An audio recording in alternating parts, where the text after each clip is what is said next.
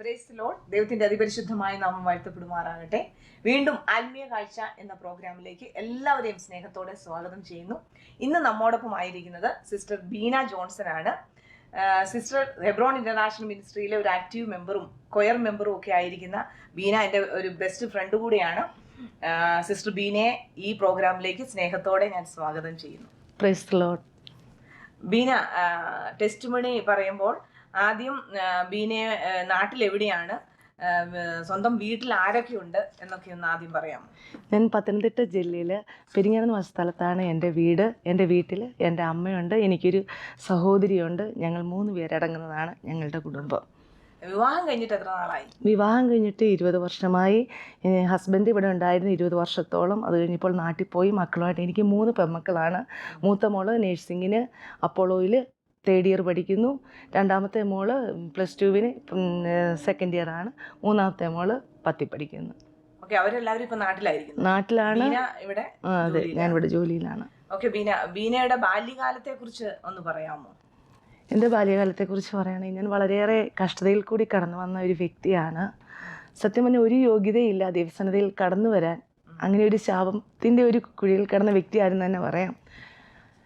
നിർഭാഗ്യവശാൽ എനിക്കൊരു പിതാവിൻ്റെ സ്നേഹം എനിക്ക് അനുഭവിക്കാൻ ഞങ്ങൾക്ക് 2 പേർക്കും കഴിഞ്ഞില്ല. പണ്ടത്തെ നാളിലെന്ന് പറഞ്ഞാൽ ഒരു പിതാവിൻ്റെ സ്നേഹം അനുഭവിക്കാൻ പറ്റാത്തത് ഒരു വലിയ കുറവ് തന്നെയാണ്. അപ്പോൾ അതിൻ്റേതായ ഒരു ദുഃഖത്തിലും വേദനയിലും, അതുകൂടാതെ എൻ്റെ മാതാവ് വളരെയേറെ കഷ്ടപ്പെട്ടാണ് എന്നെ എൻ്റെ അനിയത്തിയെ വളർത്തിയത്. ഒത്തിരി കഷ്ടപ്പെട്ടിട്ടുണ്ട്. ഞങ്ങൾക്ക് ചെറിയൊരു ബിസിനസ് ഉണ്ടായിരുന്നു. രാവും പകലും ഇല്ലാതെ എൻ്റെ അമ്മ അതിൽ നല്ലതുപോലെ കഷ്ടപ്പെട്ടിട്ടുണ്ട്. ആ നാളുകളിൽ ഞാൻ ആഗ്രഹിച്ചിട്ടുണ്ട്. ശരിക്കും ഞങ്ങളുടെ വീട് ഒരു പുത്തൻചന്തയിലാണ്. അവിടെ ആയിരിക്കുമ്പോൾ ഈ പച്ചക്കറി വിൽക്കുവാനൊക്കെ ആയിട്ട് ഈ ഉമ്മാമാർ വരുമായിരുന്നു. അപ്പോൾ അവർ വീട്ടിലൊക്കെ വരാറുണ്ട്. അപ്പോൾ അവർ പലപ്പോഴും വീട്ടിൽ വന്നിരുന്ന് പറയും, എൻ്റെ മക്കൾ സൗദി അറേബ്യയിൽ പോയി അവിടെ വേലക്കാരിയായിട്ടാണ് പോയിരിക്കുന്നത്. അവിടെ ചെന്ന് എല്ലാ മാസവും 10,000 രൂപ വെച്ചൊക്കെ അയച്ചു തരുന്നുണ്ട്. അപ്പോൾ എന്നൊക്കെ പറയുമ്പോൾ എൻ്റെ ഹൃദയത്തിൽ ഞാൻ ആഗ്രഹിച്ചിരുന്നു. എൻ്റെ അമ്മാവി മുഖാന്തരമാണ് ഞാൻ സഭയിൽ പോയത്. അവിടെ വെച്ച് പല ദേവദാസന്മാരും എന്നോട് വിശ്വാസത്തിൽ ഇറങ്ങണം, നിന്നെ മോളെ അധികമായി ദൈവം സ്നേഹിക്കുന്നുണ്ടെന്നൊക്കെ പറഞ്ഞിരുന്നു. അപ്പോൾ അന്ന് എനിക്ക് അതിൻ്റെ ആഴമോ, അതായത് ഇവർക്ക് ഈ സഭയിലേക്ക് ആളുകളെ കൂട്ടാനുള്ളൊരു തന്ത്രമാണെന്ന് വിചാരിച്ച് ഞാൻ പലപ്പോഴും അവിടെ കുറേ പ്രാവശ്യം സഭയിൽ പോയിട്ടുണ്ട്. എങ്കിലും അവിടെ വെച്ച് സമർപ്പിക്കപ്പെടുവാനൊക്കെ ഇടയായെങ്കിലും ഒരു പൂർണ്ണമായിട്ട് അത് പ്രത്യേകിച്ച് ഒരു പൂർണ്ണമായിട്ട് സമർപ്പണം ഉണ്ടാകുകയോ അല്ലെങ്കിൽ ഇതിലേക്ക് വിശ്വാസത്തിലേക്ക് കടന്നു വരാനോ ഒരിക്കലും മനസ്സ് സമ്മതിച്ചിരുന്നില്ല. അപ്പം പിന്നെ വിശ്വാസത്തിലേക്ക് വന്നത് എന്നാണ്? എത്ര നാളായി ഇപ്പം? എന്തായിരുന്നു അതിന്റെ സാഹചര്യം? ഞാൻ 2003 എൻ്റെ വിവാഹം നടന്നത്. 2003 മെയ് 22 തീയതിയാണ് എൻ്റെ വിവാഹം നടന്നത്. 2004 തന്നെ ഞങ്ങൾക്കൊരു മോളുണ്ടാകുകയും 2004 ഒക്ടോബർ മാസം 1 തീയതി ഞാൻ സൗദി അറേബ്യയിൽ കടന്നു വരികയും ചെയ്തു. ഇവിടെ വന്നത് എൻ്റെ ഹസ്ബൻഡിൻ്റെ അണ്ടറിലാണ്, ഫാമിലി വിസയിലാണ് കടന്നു വരുന്നത്. ഇവിടെ വന്നു കഴിഞ്ഞപ്പോഴാണ് അറിയുന്നത് അവരുടെ ജോൺസൺ ഒരു എക്സ്റേ ടെക്നീഷ്യനാണ്. അവിടെ വന്നു കഴിഞ്ഞപ്പോൾ അവിടുത്തെ സൗദി ഒരിക്കലും ഞങ്ങളുടെ കൂടെ ഒന്നിച്ച് താമസിക്കുവാൻ സമ്മതിക്കത്തില്ല. ആഴ്ചയിൽ ഒരു ദിവസം വെളിയിൽ പോകാനേ സമ്മതിക്കത്തുള്ളൂ.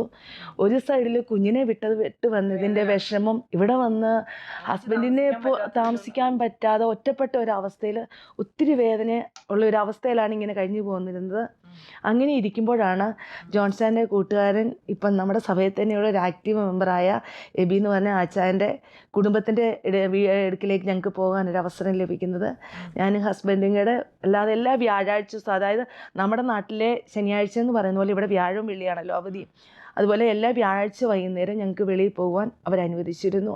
അങ്ങനെ വ്യാഴാഴ്ച വൈകുന്നേരം എൻ്റെ ഹസ്ബൻഡിൻ്റെ കൂട്ടുകാരനെ വിചാരൻ്റെ വീട്ടിലേക്ക് കടന്നു വരിക. അപ്പോൾ അവർ ഫാമിലിയായിട്ട് ജോലി എന്ന് പറഞ്ഞാൽ അമ്മാമയും ഫാമിലിയായിട്ടുണ്ട്. അപ്പോൾ അവിടെ കടന്നു വരികയും അവിടെ ഒരു ദിവസം സ്റ്റേ ചെയ്യാം, എന്നിട്ട് ശനിയാഴ്ച രാവിലെ അല്ലെങ്കിൽ വെള്ളിയാഴ്ച വൈകുന്നേരം ഞങ്ങൾ തിരിച്ചു പോവുകയും ചെയ്യുകയാണ് ചെയ്യുന്നത്. അങ്ങനെ ഇരിക്കുമ്പോൾ ഞങ്ങൾ അവിടെ കടന്നു വരുന്നു.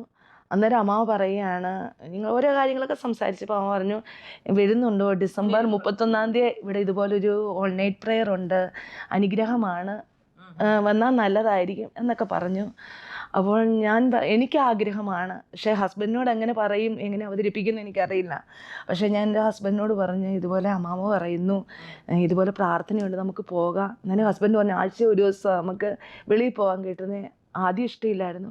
പക്ഷെ 1-2 പ്രാവശ്യം നിർബന്ധിച്ചപ്പോൾ ഹസ്ബൻഡും അച്ഛനും സമ്മതിച്ചു.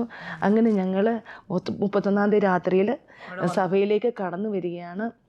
ആ സഭയിൽ കടന്നു വരുന്ന സമയത്ത് അന്നത്തെ വചനം ശരിക്കും എന്നോടായിരുന്നു. കാരണം ഇങ്ങനെ ഒരു വേദന അനുഭവിക്കുന്നതുള്ള എനിക്ക് പറഞ്ഞു മനസ്സിലാക്കാൻ പറ്റത്തില്ല.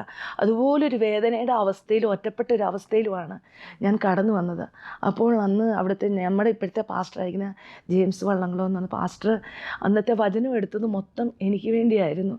വാസ്തവമായി അന്നത്തെ ആ മീറ്റിങ്ങിൽ ദൈവം എന്നോട് ഇടപെട്ടു എന്ന് തന്നെ പറയാം. അവിടുന്ന് ആ പ്രാർത്ഥന കഴിഞ്ഞിറങ്ങിയപ്പോൾ ഈ ലോകത്തിൽ ഞാൻ അനുഭവിക്കാത്തൊരു സമാധാനം, ഒരു സന്തോഷം എനിക്ക് അവിടുന്ന് ലഭിപ്പാൻ തക്ക ഇടയായി. പക്ഷേ അതെൻ്റെ ഹസ്ബൻഡിനോട് എനിക്ക് ഓപ്പണായിട്ട് തുറന്ന് പറയാൻ പറ്റത്തില്ല. അങ്ങനെ ഞങ്ങൾ തിരികെ പോരുകയും വീട്ടിലേക്ക് തിരികെ പോന്നു. അങ്ങനെ ഞങ്ങൾ ഈ ഹോസ്പിറ്റലിലേക്ക് തിരികെ വരികയും ഞാൻ ഹസ്ബൻഡിനോട് അപ്പം ഞാനിങ്ങനെ വിളിക്കുമ്പോഴേക്കും ജോളിമാ പറഞ്ഞേടി അടുത്ത ആഴ്ചയും വാ എന്ന് പറഞ്ഞപ്പോൾ എനിക്ക് ഹൃദയത്തിൽ എന്തെന്നില്ലാത്തൊരു ദാഹവും ഒരു ആഗ്രഹവും ഈ സഭയിലേക്ക് വീണ്ടും വരണം, പ്രാർത്ഥിക്കണം, എനിക്ക് എന്തോ ആരൊക്കെയോ ഉള്ളതുപോലൊക്കെ ഇങ്ങനെ ഇരിക്കുമ്പോഴാണ് ദൈവനിശ്ചയം എന്ന് പറയട്ടെ സഭയിൽ നിന്ന് നമ്മുടെ പാസ്റ്ററും കുടുംബവും നമ്മുടെ അലക്സങ്കിൾ കുടുംബം, അതുപോലെ അന്നുണ്ടായിരുന്ന ഒരു ദാനിയേൽ ഇപ്പോൾ പാസ്റ്ററാണ്, അവരെല്ലാം കൂടെ ഈ ഞങ്ങൾ ജോലി ചെയ്യുന്ന ഹോസ്പിറ്റലിലേക്ക് കടന്നു വരികയാണ്. എനിക്കറിയില്ല, ഞാനിവരെ കണ്ടപ്പോൾ തന്നെ എൻ്റെ ആരോ കടന്നു വരുന്ന പോലെ എനിക്ക് എന്തെന്നില്ലാത്ത സന്തോഷം ഞാൻ അനുഭവിച്ചു.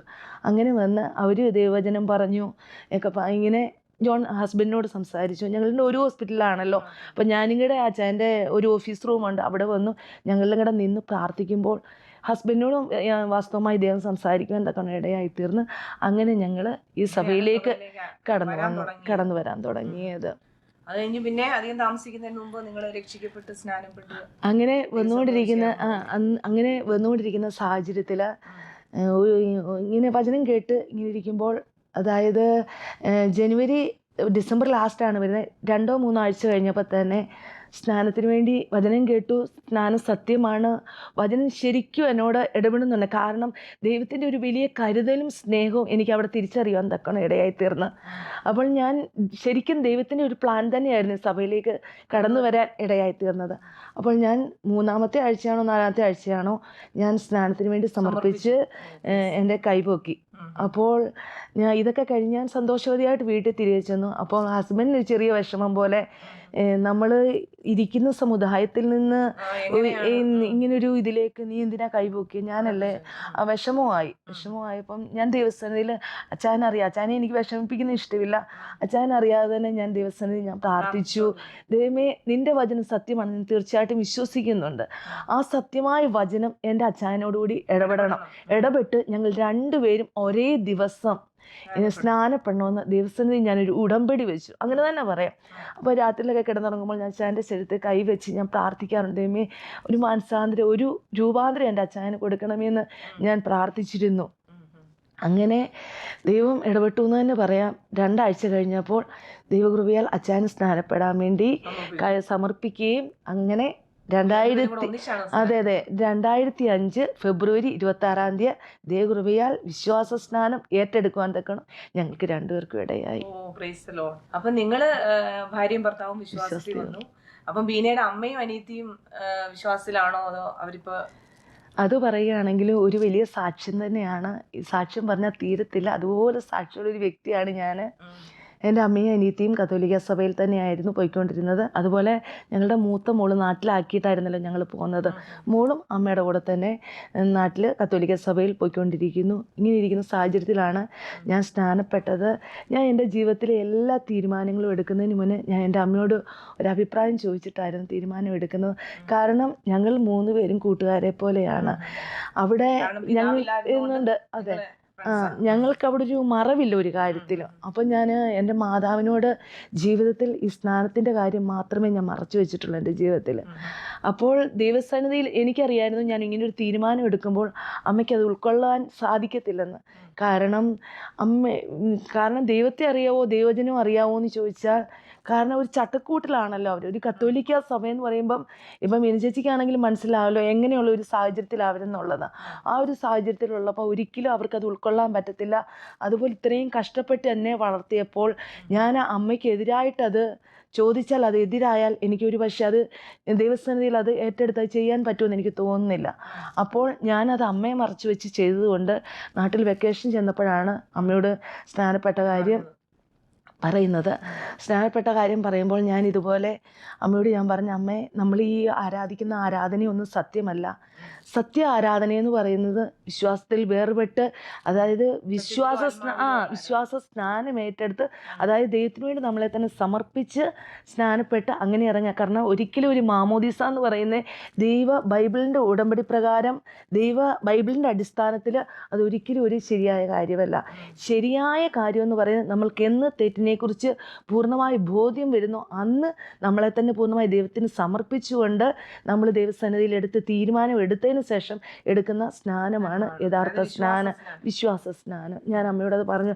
പക്ഷേ അമ്മയ്ക്ക് അത് ആദ്യം ഉൾക്കൊള്ളുവാൻ സാധിച്ചില്ല. വളരെയേറെ അമ്മയ്ക്ക് വിഷമമായിരുന്നു ഞാൻ സ്നാനപ്പെട്ട് ഇങ്ങനെ ആയതിൽ. പ്രത്യേകിച്ച് അമ്മയ്ക്ക് ഞാൻ സ്വർണ്ണമല്ല ഊരിയതിൽ ഭയങ്കര വിഷമമായിരുന്നു. കാരണം അമ്മ ഇത്രയും കഷ്ടപ്പെട്ട് ഞങ്ങളെ വളർത്തിയപ്പോൾ ഇതൊന്നും ഇല്ലാതെ എല്ലാവരുടെയും മുന്നിൽ, ബന്ധുക്കളുടെ മുന്നിൽ ഞാൻ നടക്കുന്ന അത് അവർക്ക് ഉൾക്കൊള്ളാൻ പറ്റുന്നത് അപ്പുറമാണ്. അപ്പോൾ അങ്ങനെ ഒരു സാഹചര്യത്തിൽ കൂടിയാണ് ഞാൻ കടന്നു വന്നത്. പക്ഷേ ഞാൻ തിരികെ സൗദി അറേബ്യ കടന്നു വരികയും ഇതുപോലെ പ്രാർത്ഥിച്ചിട്ട് ഞാൻ ഇതുപോലെ ഉപവാസത്തിൽ ഞാൻ ദിവസത്തിൽ ഒരു ഉടമ്പടി വെച്ചു.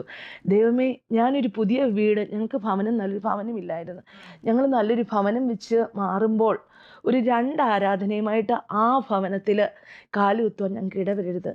അവിടുത്തെ സത്യാത്മാവ് എൻ്റെ അമ്മയും എൻ്റെ അനിയത്തിക്ക് ഒരു രൂപാന്തരം കൊടുത്ത് ഞാൻ അറിഞ്ഞ വിശ്വാസത്തിലേക്ക് അവർ കടന്നു വരണമെന്ന് പറഞ്ഞ് ഞാൻ ദൈവസന്നിധിയിൽ ഒത്തിരി ഞാൻ കരഞ്ഞു പ്രാർത്ഥിച്ചിട്ടുണ്ട്. ദൈവസന്നിധിയിൽ പലപ്പോഴും ആളുകൾ ചോദിച്ചിട്ടുണ്ട്, നിനക്ക് ഒത്തിരി വിഷമമുണ്ടോ? പലപ്പോഴും വിഷമമല്ല, ഞാൻ എൻ്റെ ജീവിതത്തിൻ്റെ സന്തോഷം കൊണ്ട് കൂടിയാണ് ഞാൻ പലപ്പോഴും കരയുന്നത്. കാരണം ഒന്നുമില്ലാതെ ഒരു 0 ആയിരുന്ന എന്നെ ഇപ്പോൾ ഒരു ഹീറോ ആക്കി നിർത്തിയിരിക്കുന്നത് ദൈവത്തിൻ്റെ കരുതലും സ്നേഹവും, അതായത് ദൈവത്തെ അറിഞ്ഞതുകൊണ്ട് മാത്രമാണെന്ന് എനിക്ക് എവിടെ വേണമെങ്കിലും ഒരു ലജ്ജയും കൂടാതെ എനിക്ക് പറയുവാൻ സാധിക്കും. അങ്ങനെ ഞാൻ 13 വർഷം ദൈവസന്നിധിയിൽ കരഞ്ഞതിൻ്റെ ഫലമായിട്ടാണ് അവർ വിശ്വാസത്തിലേക്ക് കടന്നു വന്നത്. അവർ രണ്ടുപേരും വിശ്വാസത്തിലാണ്. അവിടെ IPC ചർച്ച്, ഞങ്ങളുടെ കുഞ്ഞുനാൾ മുതൽ അറിയുന്ന ഞങ്ങളുടെ ഒരു പാസ്റ്ററുണ്ട്, പാസ്റ്റർ KP രാജൻ എന്ന് പറഞ്ഞ ആ പാസ്റ്ററിൻ്റെ സഭയിലാണ് ഇപ്പോൾ പോയിക്കൊണ്ടിരിക്കുന്നത്. സന്തോഷമായിട്ട് ഞാനും ഞങ്ങളുടെ കുടുംബവും, അതായത് യോശുവ പറയുന്ന പോലെ ഞാനും എൻ്റെ കുടുംബവും ഞങ്ങൾ യഹോവയെ സേവിക്കുന്നു ഉള്ള ആ രീതിയിൽ ദൈവകൃപയാൽ മുന്നോട്ട് പോകുന്നു. അപ്പം ബീന 3 കുഞ്ഞുങ്ങളാണല്ലോ ഉള്ളത്, അവരൊക്കെ വിശ്വാസത്തിലാണോ? അവരെ കുറിച്ചൊന്ന് ഡീറ്റെയിൽ ആയിട്ട് പറയാം. എൻ്റെ 3 മക്കളും ഇപ്പോൾ വിശ്വാസത്തിലാണ്. സ്നാനപ്പെട്ട് ഞങ്ങൾ കുടുംബമായിട്ട് ദൈവസന്നിധിയിൽ ആയിരിക്കുന്നു. എൻ്റെ മൂത്ത മോള് ചെന്നൈയിൽ അപ്പോളോ ഹോസ്പിറ്റലിൽ 3-ാം വർഷം നേഴ്സിങ്ങിനാണെന്ന് പറഞ്ഞിരുന്നല്ലോ. അവൾ അവിടെ അഡ്മിഷൻ ആവുന്നതിന് മുന്നേ കുഞ്ഞുങ്ങളുടെ ഏതൊരു കാര്യത്തിനും മുന്നോട്ട് സ്റ്റെപ്പ് വെക്കുന്നതിന് മുമ്പേ ദൈവസന്നിധിയിൽ ഞാൻ പ്രാർത്ഥിച്ച് ആലോചന ചോദിക്കും. അപ്പോൾ എൻ്റെ ഏറ്റവും വലിയ ആഗ്രഹമായിരുന്നു എൻ്റെ മോള് നല്ലൊരു ആരാധന നഷ്ടപ്പെടാതെ ഒരു നല്ലൊരു നേഴ്സിംഗ് സ്കൂളിൽ അഡ്മിഷൻ ലഭിക്കണമെന്നുള്ളത്. അങ്ങനെ ഞാൻ ദൈവസന്നിധിയിൽ ഞാൻ പ്രാർത്ഥിച്ചതിൻ്റെ ഫലമായിട്ടാണ് അപ്പോളോ ഹോസ്പിറ്റലിൽ അവൾക്ക് അഡ്മിഷൻ ശരിയാകുകയും ഞാൻ ആഗ്രഹിച്ചതിലും അപ്പുറമായിട്ട് ഞാനിപ്പോൾ എൻ്റെ മോളെ കാണുമ്പോൾ ആത്മീയമായിട്ട് ഒത്തിരി അവൾ വളർന്നു. കാരണം ഇവിടെ ചെന്ന് ഇവിടെ നല്ലൊരു ചർച്ചിൽ പോകാനും നല്ലൊരു ആരാധനയിൽ വർഷിപ്പ് ചെയ്യാനും ഒക്കെ ദൈവം അവളെ ഇടയാക്കി. അങ്ങനെ ഞാൻ വളരെ സന്തോഷവതിയാണ്. അതുപോലെ 2ാമത്തെ മോളും 3ാമത്തെ മോളും ഹസ്ബൻഡിൻ്റെ അമ്മയുടെയൊക്കെ കൂടെ തന്നെ 3 പേര് സ്നാനപ്പെട്ട് യേശുവിനോട് ചേർന്നു. എൻ്റെ 3ാമത്തെ മോളുടെ കാര്യവും ഒരു അത്ഭുതമാണെന്ന് തന്നെ പറയാം. മോളുടെ ഈ വർഷം തന്നെ മെയ് മാസം ഞാൻ അവധിക്ക് കടന്നു പോയിരുന്നു.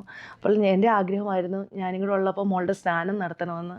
അങ്ങനെ സ്നാനത്തിന് വേണ്ടി കടന്നു. നിങ്ങൾക്ക് എല്ലാവർക്കും അറിയാം, ഭയങ്കര വേനലായിട്ട് വെള്ളമൊന്നും ഇല്ലാത്തൊരു അവസ്ഥയിലായിരുന്നു. അങ്ങനെ ഇരിക്കും ഞാൻ ദൈവസന്നിധിയിൽ ഞാൻ പ്രാർത്ഥിച്ച കർത്താവ് ദൈവഹിതമെങ്കിൽ ഇങ്ങനെ സ്നാനം നടത്തണം. അപ്പോൾ ഇതനുസരിച്ച് ഞങ്ങളുടെ പാസ്റ്റർ, അവിടുത്തെ പാസ്റ്റർ രാജൻ പാസ്റ്റർ വീട്ടിൽ വന്നപ്പോൾ മോളുടെ കാര്യം പറഞ്ഞു, ഇങ്ങനെ മോൾക്ക് സ്നാനപ്പെടണം ആഗ്രഹമാണ്, ഞാൻ പോകുന്നതിന് മുമ്പ് അത് നടത്തിയാൽ കൊള്ളാമെന്ന് പറഞ്ഞപ്പോൾ പാസ്റ്റർ പറഞ്ഞു ഇപ്പോഴത്തെ ഈ സാഹചര്യത്തിൽ നടക്കുമോയെന്ന് അറിയത്തില്ല, കാരണം വെള്ളമില്ലെങ്കും അതുകൊണ്ട് നമ്മുടെ സ്നാനത്തിൻ്റെ കുളത്തിലേക്ക് അടിക്കാൻ വെള്ളമില്ല എന്നൊക്കെ പറഞ്ഞ് ഓക്കെ നോക്കാം, അല്ലെങ്കിൽ നമുക്ക് അടുത്ത പ്രാവശ്യം ചെയ്യാമെന്ന് പറഞ്ഞ് ഇങ്ങനെ പറഞ്ഞിരുന്നു. ഈ പറഞ്ഞ് ഞാൻ പോരുന്നതിൻ്റെ ഒരാഴ്ച മുന്നേ ഭയങ്കര മഴ, കർത്താൻ ആർക്കും ചിന്തിക്കാവുന്നതിലപ്പുറമായിട്ട് നല്ല മഴ കിട്ടുകയും ദൈവകൃപയാൽ ദൈവത്തിൻ്റെ പ്ലാൻ പോലെ തന്നെ ദൈവത്തിൻ്റെ കൃപപ്രകാരം ഈ വർഷം തന്നെ മെയിൽ സ്നാനപ്പെടുവാനും ഇടയായി തീർന്നു. 3 പേരും അന്യഭാഷയിൽ അഭിഷേകം പ്രാപിച്ച് ദൈവത്തെ ആരാധിച്ച് മുന്നോട്ട് പോകുന്ന 3 അനുഗ്രഹിക്കപ്പെട്ട മക്കളുടെ അമ്മയാണെന്ന് എനിക്ക് പറയാൻ പറ്റും. അതുപോലെ ബീനയുടെ ജോലിയൊക്കെ അനുഗ്രഹമാണ്. അതെല്ലാം ജോലി ഒരു അത്ഭുതം തന്നെയാണ്. ജോലിയുടെ കാര്യം പറയുകയാണെങ്കിൽ ഞാൻ ഈ ഹോസ്പിറ്റലിൽ ജോലി എനിക്ക് കിട്ടുന്നത്, ഞങ്ങൾക്ക് 2 പേർക്കും ജോലിയിലായിരുന്ന ഒരവസ്ഥയുണ്ട്. കുറേയേറെ ദൈവസന്നിധിയിൽ ഞാൻ ഓൾറെഡി വിശ്വാസത്തിലായി, ദൈവം ഒരു വഴി ഒരുക്കുന്നതിന് എനിക്ക് പൂർണ്ണ വിശ്വാസം ഉണ്ടായിരുന്നു. അങ്ങനെ ഇരിക്കുമ്പോഴാണ് ഞാൻ ദിവസത്തിന് തീരുമാനമെടുത്ത് ഞാൻ ഈ ബൈബിൾ വായിച്ച് ഞാൻ പൂർത്തീകരിക്കും, കാരണം 2 പേരും ജോലിയില്ലായിരിക്കുകയല്ലേ. ഈ ബൈബിൾ വായിച്ചുകൊണ്ടിരിക്കുന്ന സമയത്ത് എനിക്ക് ഞാൻ ഇപ്പോൾ ജോലി ചെയ്യുന്ന സുലൈമാൻ അൽ ഹബീബ് എന്ന് പറഞ്ഞ ഹോസ്പിറ്റലിൽ നിന്ന് എനിക്ക് അവിടെ നിന്ന് ഒരു ഇൻ്റർവ്യൂവിന് വേണ്ടി ഫോണിൽ വിളിക്കുകയാണ്. ഈ ബൈബിൾ മടക്കി വെച്ചിട്ട് ഞാൻ അവിടെ തന്നെ ഇരുന്നാണ് ഇൻ്റർവ്യൂ അറ്റൻഡ് ചെയ്തത്. അങ്ങനെ ഞാൻ സെലക്ഷൻ ആകുകയും ഞാൻ ഈ ഹോസ്പിറ്റലിലേക്ക് കടന്നു വന്നപ്പോൾ ഞാൻ അതിശയിച്ചു പോയി, കാരണം ഇവിടെ ജോലി കിട്ടുന്നതിന് മുമ്പ് ഇതെന്നെ സ്വപ്നത്തിൽ കൂടി ദൈവം കാണിച്ചിരുന്നു. ആ കാണിച്ച ഹോസ്പിറ്റലിൽ തന്നെയാണ് ഞാനിപ്പോൾ 10-18 വർഷമായി ജോലി ചെയ്യുന്നത്. അപ്പം പിന്നെ ഇപ്പോൾ ആയിരിക്കുന്ന സഭയും, അതായത് വിശ്വാസ സ്നാനമേറ്റ് ദൈവസഭയിൽ അംഗമായല്ലോ, അതും പിന്നെ നേരത്തെ ആയിരുന്ന സഭയും തമ്മിലുള്ള വ്യത്യാസം ചോദിച്ചാൽ എന്തായിരിക്കും എനിക്ക് പറയാനുള്ളത്? എനിക്കത് പറയാനാണെങ്കിൽ ഒരു സാക്ഷ്യം തന്നെയാണ്. ഞാൻ അമ്മ മറിയത്തിൻ്റെയും അതുപോലെ തന്നെ മരുതിമൂട് പള്ളി, ചേച്ചി കേട്ടിട്ടുണ്ടായിരിക്കും, യൂദസ്ലീഗയുടെ ഒരു ചർച്ചുണ്ട്. അത് ആ 2 ചർച്ചിലെയും ആ ഒരു സഭയിലെയും വലിയൊരു ഭക്തിയായിരുന്നു ഞാൻ ഉപവാസം എടുത്തുകൊണ്ട്, അതായത് പിന്നെ എത്ര സമയമില്ലെങ്കിലും അവിടെ പോയി ഒരു പ്രാർത്ഥിക്കുകയും അവിടുത്തെ നൊവേന മുടങ്ങാതെ ചൊല്ലുകയും ചെയ്യുന്നൊരു വ്യക്തിയായിരുന്നു. അതുപോലെ തന്നെ എല്ലാ ദിവസവും അറ്റ്ലീസ്റ്റ് ഒരു പ്രാവശ്യമെങ്കിലും മുട്ടുമേ നിന്ന് ചൊല്ലിക്കുന്ന വ്യക്തിയാണ്. അതുപോലെ ഞാൻ നേഴ്സിംഗ് പഠിച്ചിരുന്ന സമയത്തും, അതായത് ഈ സത്യദൈവത്തെ അറിയുന്നതിന് മുൻപ് വരെ ഞാൻ ഈ ജപമാല ചൊല്ലിക്കൊണ്ടിരുന്ന ഒരു വ്യക്തിയാണ്. എന്ന് യഥാർത്ഥമായി ദൈവത്തെ കണ്ടെത്തിയോ അപ്പോൾ എനിക്ക് മനസ്സിലായി നമ്മൾ ഈ ചെയ്യുന്നതെല്ലാം മിഥ്യയാണ്, അതിലെങ്കിൽ ഒരു കാര്യമില്ല. അതുപോലെ ഞാൻ പറഞ്ഞില്ല, എനിക്കൊരു സമാധാനമില്ലാത്തൊരു വ്യക്തിയായിരുന്നു. കാരണം ജീവിതത്തിൽ ഇത്രയും വിഷമത്തിലൂടെ ഇത്രയും പ്രതിസന്ധികളിലൂടെ കടന്നു വന്നിട്ട് ഞാൻ അനുഭവിച്ച ഈ ഒരു സന്തോഷം എന്ന് പറഞ്ഞാൽ ദൈവത്തിൽ നിന്ന് അനുഭവിച്ച ഒരു സന്തോഷം മാത്രമാണ്. അപ്പോൾ എനിക്ക് തീർച്ചയായിട്ടും എനിക്ക് പറയുവാൻ പറ്റും, യഥാർത്ഥമായിട്ടുള്ള ആരാധന, യഥാർത്ഥമായിട്ടുള്ള ഒരു വിശ്വാസം എന്ന് പറയുന്നത് അതായത് വിശ്വാസസ്ഥാനം ഏറ്റെടുത്ത് ദൈവസന്നിധിയിൽ കടന്നു വന്ന് ആ കൽപ്പന അനുസരിച്ച് ദൈവത്തോടു കൂടെ പോകുന്നത് തന്നെയാണ് ഒരു സത്യം. അതായത് സത്യത്തിലുള്ള ആരാധന എന്ന് പറയുന്നത്. കാരണം നമ്മൾ മറ്റു സമുദായങ്ങളാകുമ്പോൾ നമ്മൾ ഒരു ചട്ടക്കൂടിനകത്തുള്ള അതായത് ബൈബിളിനെ കുറിച്ച് ഒരു വക, എന്നാൽ വചനത്തെക്കുറിച്ചോ ഒന്നും എനിക്കറിയത്തില്ലായിരുന്നു. വചനം ഉണ്ടെന്നറിയാവുന്നല്ല, ഒരു ബൈബിൾ അറിയാവുന്നല്ലാതെ ഇതിനുള്ളിനകത്ത് എന്താണോ, ഇതിനകത്ത് കിടക്കുന്ന സത്യവചനം എന്താണെന്നോ എനിക്ക് അറിയത്തില്ലായിരുന്നു.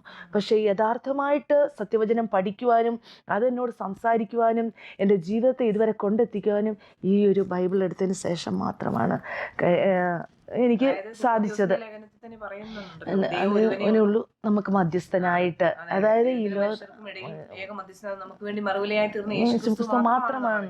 അതെ, അപ്പൊ നമ്മൾ പല മധ്യസ്ഥന്മാരോട് പ്രാർത്ഥിക്കുകയൊക്കെ ചെയ്യുമ്പോൾ അത് വചനവിരുദ്ധമായിട്ട് അത് ഈ ലോകത്തിലെ ദുഷ്ടാത്മാവ് അവർക്ക് ഈ സത്യം വെളിവാകാതെ വണ്ണം കുരുടാക്കി വെച്ചിരിക്കുക. കാരണം ഒരിക്കലും അവർ ഈ സത്യത്തിലേക്ക് വന്നാൽ അവർ ദൈവത്തിന് വേണ്ടി ശോഭിക്കും. അപ്പൊ അതും കണ്ട് എന്താ പറ്റുന്നതെന്ന് വെച്ചാൽ കൂടുതലും ആൾക്കാർ, ഈയിടയ്ക്ക് ഞാനൊരു വാർത്ത വായിക്കണേ, പുള്ളി കുറേ നാളും കണ്ട് എന്തൊക്കെയോ പൂജ നടത്തി, പുള്ളിയുടെ ദൈവത്തെ വിളിച്ചു, ദൈവം വിളി കേട്ടില്ലെന്ന് പറഞ്ഞ് ആത്മഹത്യ ചെയ്തെന്ന് പറഞ്ഞ്. പക്ഷെ എനിക്കത് ഓർത്തപ്പോൾ ശരിക്കും എനിക്ക് വിഷമം തോന്നി. കാരണം ഇവർക്കൊന്നും ഈ സത്യം വെളിപ്പെടുത്തി കിട്ടിയിട്ടില്ലല്ലോ. അപ്പോൾ അതൊക്കെ ഓർക്കുമ്പോൾ നമ്മൾ എത്രയോ ശ്രേഷ്ഠന്മാരെ മാറ്റിവെച്ച്, എത്രയോ വിദ്യാസമ്പന്നരെ മാറ്റിവെച്ചാണ് ഇങ്ങനെ ഒരു വലിയൊരു അനുഗ്രഹത്തിൻ്റെ ഒരു വലിയൊരു കാരണം ഒരു ഹാപ്പിനെസ് അനുഭവിക്കുന്നുണ്ട്. എന്നെ തെരഞ്ഞെടുത്തതിൻ്റെ ആ തിരഞ്ഞെടുപ്പിന്റെ ആഴം ഞാനിപ്പം ശരിക്കും നമുക്ക് ഓരോരുത്തർക്കും ദൈവം തന്നിരിക്കുന്നത്. അപ്പം ബീന, പ്രേക്ഷകരോട് ബീനയ്ക്ക് എന്തൊക്കെയാണ് പറയാനുള്ളത്? എന്നെ കേട്ടുകൊണ്ടിരിക്കുന്ന പ്രേക്ഷകരോട് എനിക്ക് പറയാനുള്ളത്, നമ്മൾ ഏത് സമുദായത്തിൽപ്പെട്ടവരായിക്കോട്ടെ, എന്നാലും യഥാർത്ഥമായി നമ്മളെ സ്നേഹിക്കുന്ന ഒരു ദൈവമുണ്ട്. അതായത് നമ്മളുടെ പാപങ്ങൾക്ക് വേണ്ടി അവസാനത്തുള്ളി രക്തം വരെ കാൽവറിയിൽ ചീന്തി നമ്മളെ രക്ഷിച്ച ഒരു ദൈവമുണ്ട്. ആ ദൈവത്തിൻ്റെ ആഗ്രഹം ആരും നശിച്ചു പോകാതെ നിത്യജീവൻ പ്രാപിക്കണമെന്നാണ്. പക്ഷേ എന്നാൽ ഈ ലോകത്തിൻ്റെതായ ചിന്തകൾ, ഈ ലോകത്തിൻ്റെതായ, അതായത് മനുഷ്യനുണ്ടാക്കിയ കുറേ ദൈവങ്ങൾ, കുറേ സമുദായങ്ങൾ, മതങ്ങൾ, അത് മനുഷ്യർക്ക് കണ്ണ് കാണാതെ വണ്ണം, അതായത് കുരുടാക്കിയേക്കുവാണ്. ഇതിനെ പൊട്ടിച്ച് നമ്മൾ വെളിയിൽ വരണമെങ്കിൽ നമ്മൾ ഈ വചനം വായിക്കണം. കാരണം ദൈവവചനത്തിൽ തന്നെ യോഹന്നാന്റെ സുവിശേഷം 1-ാം അധ്യായം 1-ാം വചനത്തിൽ പറയുന്നു, ആദിയിൽ വചനമുണ്ടായിരുന്നു, വചനം ദൈവത്തോടു കൂടെയായിരുന്നു, വചനം ദൈവമായിരുന്നു എന്ന്. അപ്പോൾ യഥാർത്ഥ ദൈവമാണ് അതായത് വചനം എന്ന് പറയുന്നത്. അതെ, ഇപ്പോൾ എന്നെ കേൾക്കുന്ന പ്രേക്ഷകർ പലവിധ വേദനയിൽ കൂടി, ആരും സ്നേഹിക്കാനില്ലാതെ, അതുപോലെ വളരെയേറെ വിഷമത്തിലൂടെ സാമ്പത്തിക ഞെരുക്കങ്ങൾ അനുഭവിക്കുന്നവർ, ഒറ്റപ്പെട്ടവർ, അങ്ങനെയൊക്കെയുള്ളവർക്ക് ഞാൻ പറയുന്നത്, ഒരു ദൈവിക സമാധാനം അനുഭവിക്കണമെങ്കിൽ ഈ സത്യവചനം വായിക്കുക. ഈ ദൈവമാകുന്ന വചനം വായിക്കുമ്പോൾ നമ്മുടെ എല്ലാ അവസ്ഥകൾക്കും ദൈവം മാറ്റം തരുമെന്ന് ഞാൻ പൂർണ്ണമായിട്ട് പറയുകയാണ്. അതെൻ്റെ ജീവിതം കൊണ്ട് തന്നെ ഞാൻ കണ്ട ഒരു വെളിച്ചമാണ്.